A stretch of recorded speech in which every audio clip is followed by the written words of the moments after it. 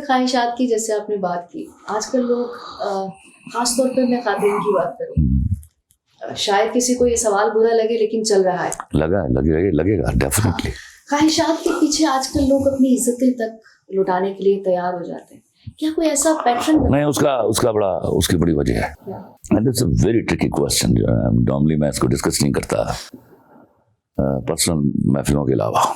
बहुत ज़्यादा ख्वाहिशें जो है लड़कियों की, उनका ज़हूर होता है जब उनकी शादी उनकी मर्जी से नहीं होती। और मेरे यहाँ आज भी 80 to 90% लड़कियाँ अपनी मर्जी के बगैर ब्याही जाती हैं। ठीक है।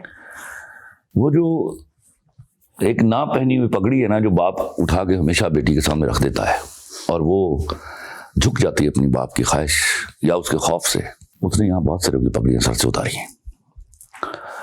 ऐसी लड़कियाँ लोग, मैंने बड़ी ये बात बड़े तकलीफ से कही, जब आप लड़की को उसकी मर्जी से ब्याहते हैं तो खुदा की कसम आप उसको रेप करने होने के लिए किसी के हवाले करते हैं। ठीक है। That's what I mean and I'm crystal clear about it. अब जो लड़की रेप हो रही है वो कुछ ना कुछ तबाही तो करेगी, खुलती नहीं है ना वो, फिर उसके तरीका वारदात यही है, डिफरेंट है। ख्वाहिशें to keep the man on toes somehow or the other।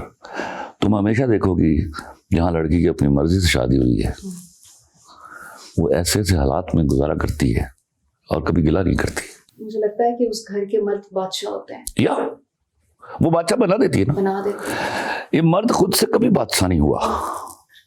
मर्द को हमेशा उसकी औरत ने, उस फेथफुल औरत ने बादशाह बनाया है। अच्छा, ये सवाल आपने तो बात की ना शादी की बात की, मैंने पहले की बात की है, जब आपका माइंड प्रिपेयर हो रहा होता है तो आपको ख्वाहिशें इतनी ज्यादा अट्रैक्ट करती। फिर मैं अर्ज कर रहा हूँ, आपने डिराइव नहीं किया।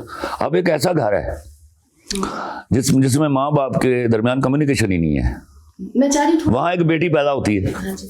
वो देख रही है सारा मंजर। ठीक है। ओके। तो वहां मिस ट्रीट भी होती है बेटी, फॉलो करिए।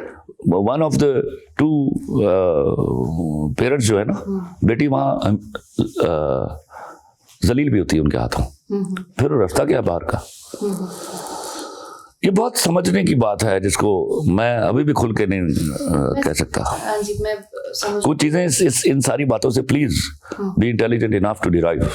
सर, मैं तो चाहती हूँ कि अगर ऐसा कुछ मसला माशरे में पनप रहा है तो इस इंटरव्यू के जरिए लोगों तक कुछ मैसेज पहुंच जाए, अगर उनको कोई हाल। I think I have given a sufficient material for that matter. मैं आपको सीधा बोल रहा हूँ, ये बात समझ लीजिए। आप लड़की की उसकी मर्जी के बगैर शादी मत कीजिए। आपके बहुत सारे मसाइल विदाउट डूइंग एनीथिंग रिजॉल्व हो जाएंगे।